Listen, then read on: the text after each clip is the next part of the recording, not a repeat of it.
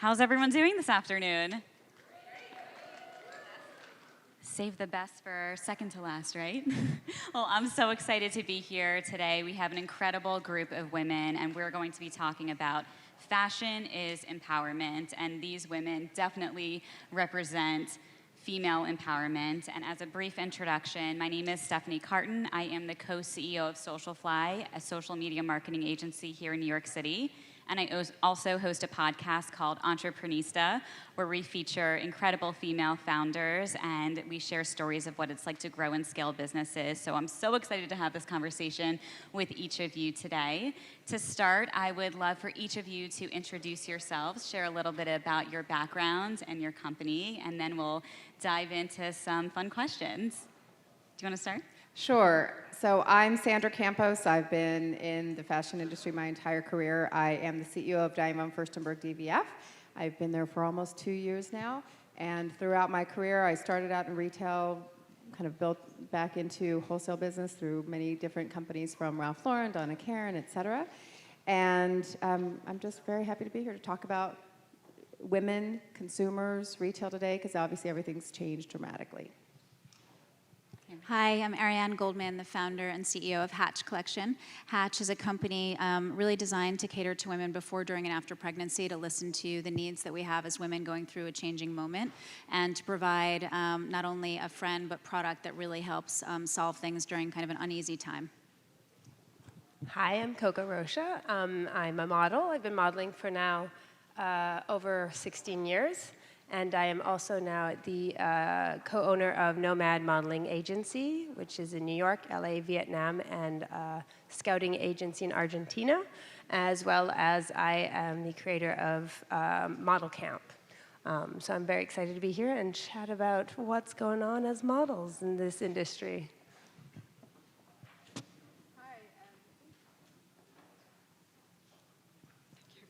Hi, I'm Elsbeth Blekkenhorst. I'm the founder and creative director of Elisabietta shoes. I founded this 2 years ago after a career in the corporate world and into recruitment. And with my company, which is all about flat footwear for like very comfortable feet, I founded my foundation, the Elisabietta Foundation, that supports domestic workers. Thank you. And you're wearing your shoes. My shoes, and yes. Her website just launched yesterday, so definitely go check it out. Congratulations. What's the domain of your website? It's elisabietta.com. Yes, so thank you. Congratulations. Well, thank you guys so much. So, Coco, I'll start with you. You were an early adopter of social media, and your personal platforms currently total, I believe it's over 17 million followers. But can you share with us in what ways social media can really be an empowering experience for anyone that's first starting out in the fashion industry? Yeah, well, if I could give a little history lesson, in that when I started modeling, there was no such thing as social media. A few years into my career, I started in this thing called MySpace. It was divine. Do you still have a profile? I think I do. I actually tried to get in once, and I just couldn't remember my probably silliest password ever. Anyways, the clock's ticking. At the time, my good friend, who is now my husband, he had said, you know, you really have something going here. For a model to actually be speaking about anything, silly stuff, but for a model to even be speaking was a rarity. So he said, you should probably get on this new thing called Twitter. And I already had this Facebook thing going on, and Instagram. And funny enough, I was just posting the silliest stuff, but the industry actually told me if I continued to do this, that this would ruin my career. Because the aesthetic of a model was to be untouchable, to be unrecognizable, really, and that we had this fantasy world. So for you to know that I was eating cereal every night of my life in pajamas watching ridiculous HGTV was insane for the industry to understand. So funny enough, now everyone and their cat and dog is on social media. And I know that social media is the future. It will always be there for me. And for the girls that are starting out in this industry, whether model or business women, you get a voice immediately the day you decide you open up a business. As a woman in this industry that had no voice forever, it really actually changed after one crazy interview. On the cover of a newspaper, they said that I was too fat for the runway. At a time where there was no way for a model like myself to reach out and say, hey, wait a second, this is what I want to say. They didn't realize they picked the wrong model who had social media at the time. I just wanted the industry to know and recognize what I had to say, but lo and behold, this became a big thing. So what I really want to say is you don't really realize the tool you have until it might be taken away from you, your voice taken away from you. And so really, I oblige everyone to use it, even if it is hard to use it because it is one fantastic tool that really can change your business. It's just keeping it up day by day. Definitely a lot of work to keep it up, but well worth it. And can you share with us a little bit about why you decided to start the Coco Rocha Modeling Camp, and what impacts have you seen since starting this? So Coco Rocha Modeling Camp, as crazy as that sounds, it is what it is. It's training young models around the world and understanding, yes, the artistic side, the posing side, the runway side, but really we go in depth on teaching women their rights as humans, but also as models. They understand how to read contracts, accountings, decision-making, and what some people kind of forget is models start off very young. So for a young model to just all of a sudden have an impactful career, she never knew how to read accountings or contracts or any of that. So here it is a safe place for these women to learn their rights, understand that they are not alone. I started in an industry where there was no one to reach out, that some other girl could help me, because really, as a model, I'm replacing the older model. So why on earth does she want to help me?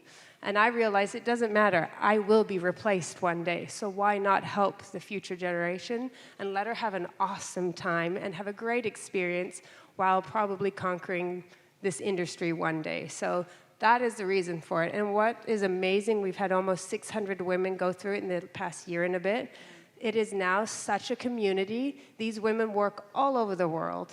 And it is amazing to see, maybe let's say in Hong Kong, they start to see each other and say, you were in Camp 25? I was in Camp 8. I already recognize what you went through, what I went through. Let's do this thing. So it is amazing that you can impact somebody and they impact so many other people too. That's really incredible, and thank you for sharing that. And Sandra, you have been successfully scaling consumer-led fashion brands for over 20 years. Can you share more about how the industry has evolved over the years and what you've seen, and what steps are brands taking to empower consumers?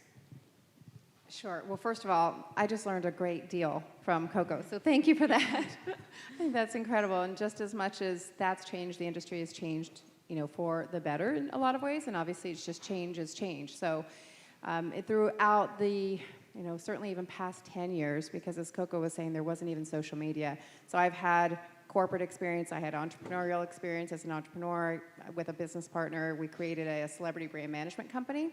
And at the time, Selena Gomez was 15 years old, and we went to CAA and said, we want to do this. We told them a business model. They said, great, who do you want? We said, we want Selena Gomez.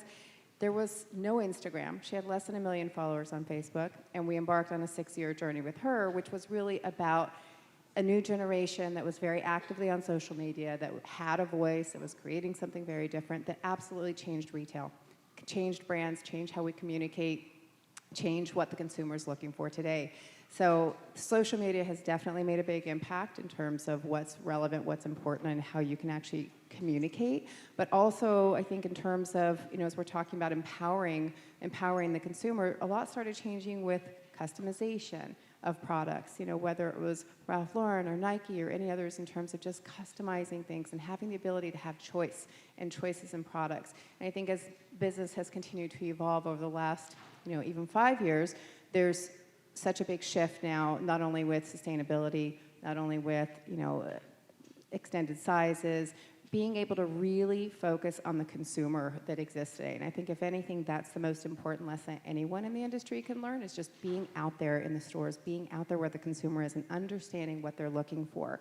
If anything, people ask me all the time, what's the thing that you're most grateful for in your career? And it was really just being able to, at very early stages of my career and throughout, be out where their customer is. Because at the end of the day, we're selling product we are speaking to a consumer and we need to know who they are, whether it's a he or she or they or them, and really understanding what they're looking for. So as the business has continued to evolve in all the different aspects, from social media to customization, sustainability, there's a circular economy now. These things are happening fast, really, really fast. So you have to be able to pivot and change and know what's going on so that you can actually be there, even if it's not at the beginning of the stage, to be able to catch up and do it and be on time. How do you stay current with all of the changes?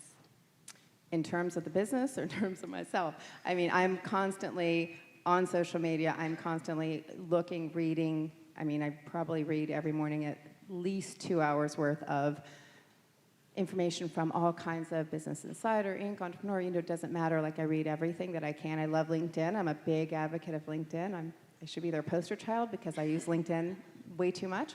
But in terms of reading and educating, just understanding, doesn't matter if it's specific to fashion, it can be consumer products, it can be in technology, just understanding, again, what's happening. Tesla, why is Tesla at $900 a share? What's happening in those? It really impacts what a consumer is spending their time and money on and what they're looking for today. So I spend a lot of time, really just making sure that I'm staying current. And I also am fortunate because I have 3 kids that are in a Generation Z. Where's Larry? Gen Z out there. Oh, hi, Alfonso. Generation Z that keep me really focused and centered around what is truly changing the world. Are your kids on TikTok? Of course. Yeah. Absolutely. Yes. And Ariane, with Hatch, you created not only a very chic maternity clothing brand and pregnancy-safe beauty products, but you also have a growing community. You have an event series that helps women navigate pregnancy and postpartum. But can you tell us more about your community and your IRL interactions in real life, not just on social media? You're really bringing people together. Yeah, it's pretty wild. I started Hatch when I was pregnant with my first daughter and was excited but lonely and didn't really see any options out there from a brand perspective of someone talking to me and willing to hold my hand through something that I was, again, excited for but also nervous. And so created Hatch based on just a core belief that we can invest in ourselves and provide clothing to women that you can wear again after the baby and invest in this moment, and everything doesn't have to be disposable and made of crap that makes you feel crappy. So started Hatch online for the first couple of years and really traveled with the brand across the country, meeting with women one-on-one. And what was amazing was not only were they spending 3 times in person what they were spending on the website, but they just wanted to talk and they wanted to connect. And that was really the enlightening moment where I knew that I needed to open up brick and mortar stores to support, to provide a roof for them to come in and actually touch and feel the garments, but also to have my staff talk to them and have a place to meet other women going through a moment that they were going through as well. So retail strategy to support the online business has been an amazing opportunity for me, not just like from a business standpoint and growing the business, but also from housing this community of women who are coming in and they're having miscarriage conversations, they're having discussions about infertility, they're talking about, sleep lactation experts, sleep consultants. We're providing help. And whether or not they walk out with a shopping bag is secondary. They're walking out with a smile on their face and they feel like someone is connecting to them.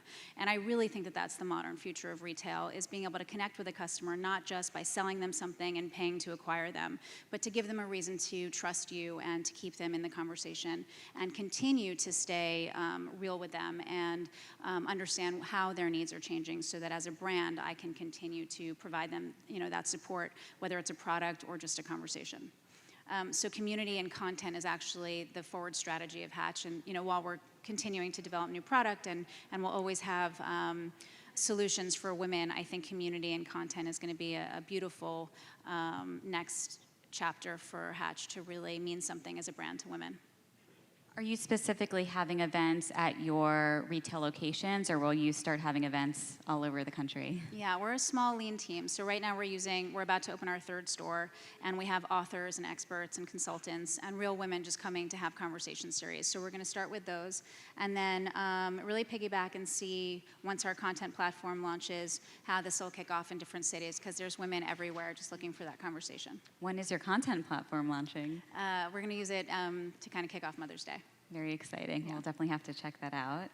And Elsbeth, throughout your career, you've launched different initiatives to empower women. Can you share more about the Global Women of Qatar and the Elisabietta Foundation and how these foundations really empower women around the world?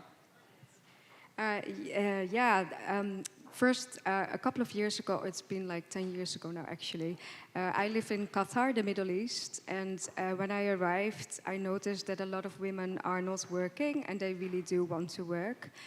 They have incredible CVs with amazing backgrounds. So with my business partner in 2011, or 2010 actually, it was just announced that Qatar was going to host the World Cup actually, well, in 2 years now. So it's very exciting times in the desert. So we saw like everything happening in Qatar, and we just really wanted to empower these women. Can be very lonely in Qatar. And these women just wanted to have a social life. They wanted to further their careers. So we decided, okay, let's just focus on women. It was very special also in Qatar because it's a world of men still. Having said that, women are quite sort of taking over at the moment. If I look at statistics, more women study now. Talking about Qatari women, they study more than men now at universities. A lot of Qatari women are in CEO positions. They run their own businesses, and more expat women are also now in higher positions and also starting their own companies in Qatar, like myself. So those were very exciting days, and we helped a lot of women to get jobs, from admin jobs to HR business partner jobs. We saw them in the mall, and they were like hugging us, like, "Oh, thank you for saving my life." Especially the husbands, they were happy because their wives were happy again. So it was amazing. So, but then the gas price went down. A lot of people got made redundant, and I had to close down the company. And then I came up with my shoe ID. I love ballet flats. It's like a commuter shoe, but I want to make them stylish and classy. And I just don't want to do shoes, but I want to do more than that. So with the shoes, I set up the Elisabietta Foundation, and with that I support domestic workers, mainly in the Middle East. And in Qatar, there's stories about them. Some of them, they need to go back home, and they can't provide for themselves because they are like, okay, they had to work in Qatar or somewhere else to provide for their families. Some are in dire need and they need to go back to, let's say, the Philippines, and I'm supporting them to settle back in at home and provide for themselves. So that's through like empowerment, through education and entrepreneurship. That's really incredible. How long did it take you from the idea to launch your shoe line to actually bring it to fruition?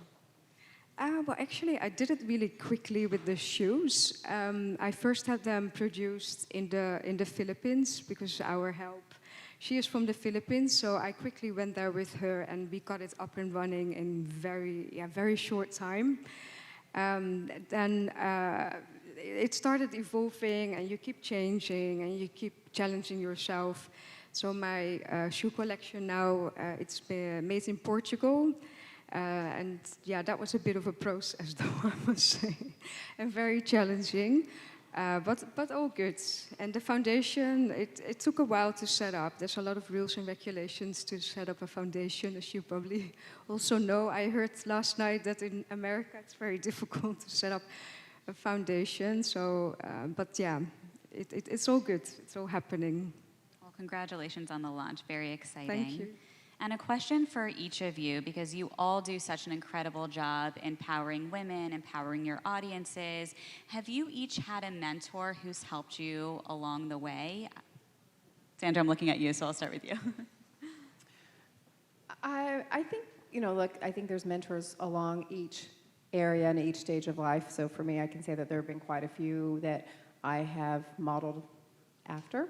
and certainly some of them who are very high profile. Now I have one that I work for, Diane Von Furstenberg herself, who is obviously a legend and someone who I have been very impressed with because she's very modern, very innovative, really wants to move forward and is not at all an old school thinker. So that's actually been really energizing over the last couple of years because there's a lot of bigger corporations and people who've been in the industry for a long time that haven't quite made it to the modern era, and she has. So right now, as it relates to her being my mentor and being able to look at all the things that we're focused on as a business, her purpose in creating a product line to begin with 45 years ago, all of that in terms of women and having a purpose to be able to help women feel more in charge and more confident. At this point in my career, for sure, that's the most important thing. So doing something that's not just about a label and a brand, but it's something much more that we can give back. Ariane, do you have a mentor that's helped you along the way? Yeah, I would say that it's more of a really dear friend who was ahead of me a little bit on the journey. Serena from Serena and Lily has been a dear friend. And she was probably about 8 years ahead of me in terms of motherhood and raising money. And through some of those moments, it can be quite lonely being an entrepreneur and a founder as you're growing. And she was really there for me, or she's been there for me in terms of some of the more challenging moments. There's lots of challenging moments, but fundraising while pregnant and just kind of navigating through prioritization and kind of how to get through those things. So I think, to your point, mentors can come in all forms, and I just happened to get lucky with a really dear friend who had been there and done that and kind of helped me clarify what was important to me. Coco? Early on, I would say no, only because I knew nothing of this industry. I was kind of thrown into it. So the people I met, I look back laughing, thinking, I don't know who you are, Anna Wintour. I don't know who you are, Sydney Crawford. Who are you, Christy Turlington? Why did I say Tegan? But who's she too? No. When a few years into the industry, I was asked to do an interview about models through different decades, so I did some of my homework, and I remember reaching out to Sydney Crawford and Iman over social media. I had never met them, and they both responded saying, yes, we will for sure respond to your questions, send them our way. I sent 50 questions to both of them. Is this on Twitter? This was off Twitter, Okay. Yep. And they both Iman answered 48, and Sydney Crawford answered 49. She said one of my questions was a repeat. What was it? I have no idea.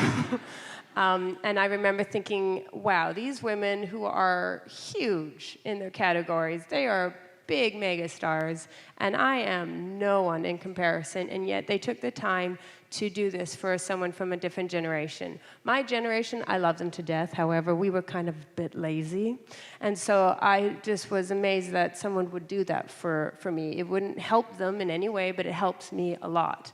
And from there, I remember just everything these two women have done. Iman was the creator of she would go to set, ladies and gentlemen, and they would say, we don't have makeup for your skin, so make sure you bring makeup next time. And she kept hearing that so often to the point that she said, forget this, I'm going to create my own cosmetics. So thanks to Iman, a model, cosmetics for different shades of skin was created. And since then, it has never stopped. Sydney Crawford was pretty much the epitome of what was branding when there was no such thing as branding before. And she started a thing called House of Style on TV. And a model to speak on TV, that was the worst choice anyone could have ever thought, because models don't speak. They're not even smart enough to do that. And she said, no, I really think I have something going here. And she was also an advocate for being healthy, but she made sure that, although she was a smoker, she knew not to be showing and recognizing that, because she knew the brand of herself was health. And yet people were like, we don't even know what you're talking about. Money is money. Just do every job out there as you can. And she said, no, there's something I got here. And because of her, models are on TV. And because of her, we are all branding ourselves. So I always just appreciate fellow models as much as we all might. And I do it too. We take a pretty picture. That's all we're supposed to do, right? But these women are so impactful in ways that we didn't even know for all of us. So those two humans, still to this day, I had dinner the other night with Iman, still mind blown by that, and just be asking all sorts of questions of life and stories, and I still, to this day, thank her for so much. So lesson learned, reach out to someone. Oh if my you're goodness, looking reach for- out on social media. You never know who will respond. Send a Still am DM. I. Elsbeth, have you had a mentor who's helped you along the way? Well, actually, it sounds maybe very cheesy, but it's my mom and my husband. They know me both very well, my craziness and my, me not being very patient sometimes. So they keep me down to earth and like, okay, it will all be okay.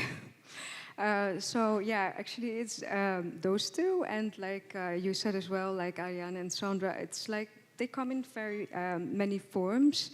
So it's people I meet at events, it's people I meet in Doha. It's a very like close community. So if we have events, I meet amazing women and we support each other a lot in Doha. It's honestly amazing. So yeah, but mainly it's my mom and my husband. I love that. That's wonderful. And we've talked now a lot about social media and building communities. And for each of you, what do you feel are small steps fashion entrepreneurs can take to really start to empower their audience? Who wants to start? Coco, I'm looking at you. I don't know why everyone's staring at me like, okay. I think a huge part is, especially as a model, like I said, sometimes we're just thought to just do every job, get the paycheck and be done with it. And very early on in my career, I decided there were things that I wanted to stand up for in my personal career.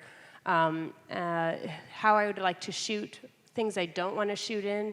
And that, again, was a very frustrating thing for many of my clients to realize that I, as a person, wanted to have my own opinion on how I would be portrayed instead of how you want to portray me. And I think that works for everyone. You need to know who your clients are. You need to know who your customer is, but who are you before you even have that conversation with them? Because one day there will be, well, is that what your brand stands for? And you have no clue because you've never had that conversation with yourself. So that's something I chat with my models. I first of all tell them they don't have to do every job out there. If they feel that they should not or do not want to shoot nude, they have every right in the world to say no to the job. But to make sure they know all the things they will not shoot, all the causes they do stand for, and then when they go to these jobs, they are completely fine with who they are before they're trying to sell to the world this idea of them. So the same, that is in any, I think, anyone, first steps is for sure to know what does your brand stand for and who do you stand for. I think that's incredibly smart advice because it's exactly what everyone wants now for sure, and it's authenticity. And the value of a brand is how long a brand lasts, and if you're authentic and you stay true to that and you stay focused on that and don't let others derail you, then that's going to be able to give you longevity. It's been proven time and time again by big brands, small brands. Certainly, you can look at Patagonia, what they stand for and how they just don't veer. You need to stay very focused on who you are as a business. Yeah, I'm often engaging the customer both in store and through social to try and understand what they want next and what matters to them. And then when you're repurposing kind of their testimonials or what they're asked and other people can share in this community and kind of this common ground that Hatch is providing them, I feel like that's really strengthening, the voices, and it helps me also design, to meet their needs better. So they feel united. We know how to give them solutions more catered to them as well. Yeah, I totally agree on staying authentic. I lost that a couple of times along the way because people start trying to influence you. And then as soon as I start listening to that and start acting on that, I lost myself and my shoes became like a different style and my heart wasn't in it. So I really learned my lesson and I was like, okay, as long as I stay true to myself, it's okay. And I just follow my heart. I just listen to my own voices in my head. And then it's okay. So really stay true to yourself. Can I just add something to that? Because as an entrepreneur, it's very easy when you see dollar signs and a retailer's coming in and wanting to, they're the ones that are paying for your bills and they're telling you you need to go in a certain direction. It's very easy to allow that to happen. But to even what Elizabeth said, it's really the kiss of death. So the dollar will come, the bookings will come. You have to stay true to what your focus is and what your point of differentiation is as a company. And we only have a few minutes left, so I would love to hear from each of you. You are all so experienced and seasoned in your careers, starting businesses. Is there something that you've learned along the way that maybe you wish you knew when you were first starting your business or early on in your career that you can share with everyone? We don't have enough time for that. There's 4 minutes left. There's a lot of things, I would say. I would say for sure, and I tell people that I speak to a lot about this, but be open and curious, because you never know the experiences that you're having today, what that will do for you 10 years later. And you don't ever think about 10 years from now what's going to happen, but if I look back at the different experiences that I've had and different roles and different jobs and just doing a little bit of everything, it has actually positioned me to be able to excel and do what I do now today. So be curious, be open, don't shut things down, have a very clear objective and goal, because being goal-oriented is also going to help you.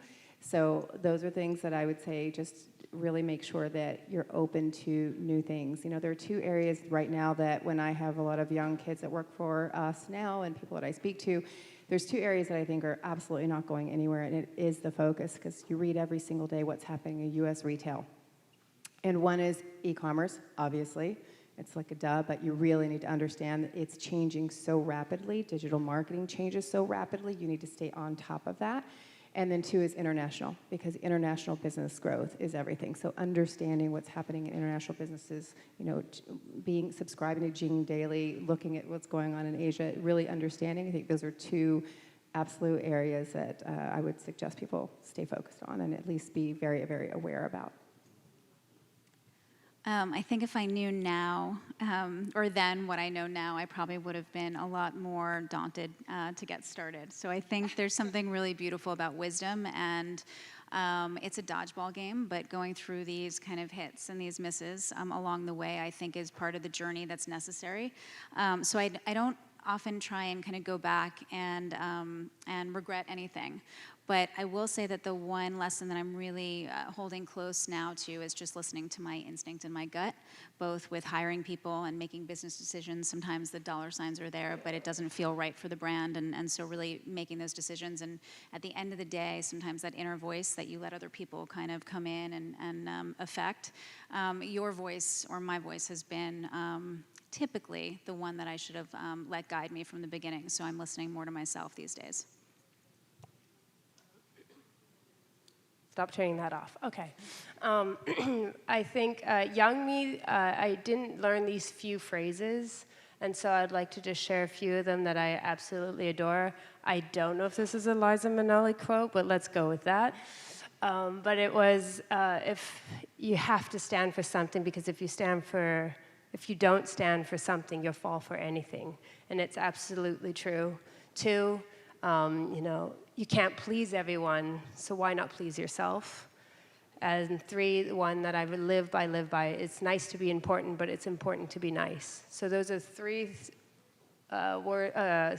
things that I literally live by, and I learned them over the years that I wish I could have told young me, and especially that I am not going to please this industry. In fact, I'm going to annoy them a lot by being the whistleblower and the chatty McChatter and the everything, so why not please myself and help a new generation? Yeah, I agree with Ariane. If you knew upfront what you got yourself into, I probably would not have done it, seriously. But luckily I'm a person, I just dive in and I'm not thinking until you come to a point that you have to start thinking. So again, yeah, stay true to yourself and focused. I also learned to have a long-term plan. kind of live by the day. If you're an entrepreneur, you can't really do that. So that's another thing, yeah, up front. It would have been nice to kind of listen to that advice from other people who gave me that. But I'm doing that now. So, but again, yeah, stay true to yourself. That's all, seriously. That is all such incredible advice. And I have to ask each of you, because there's an audience of a few hundred people here, and we all want to connect. So where can everyone connect on social media with each of you? Sandra, we'll start with you. Obviously, LinkedIn. On Instagram, it's at HatchGal.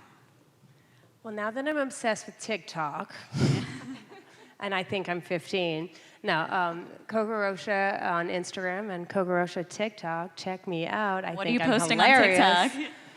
I just got like a week ago, guys. All right, we're checking it out. And where can everyone find you on social media and buy your shoes that are now for sale as of yesterday? Yes, yeah, at last. They can find me on at Elisabietta Shoes. And if you want to know more about the foundation, it's Elisabietta Foundation on Instagram. And I'm on LinkedIn, but also active. I should. Well, thank you all, and thank you everyone for joining us for this conversation.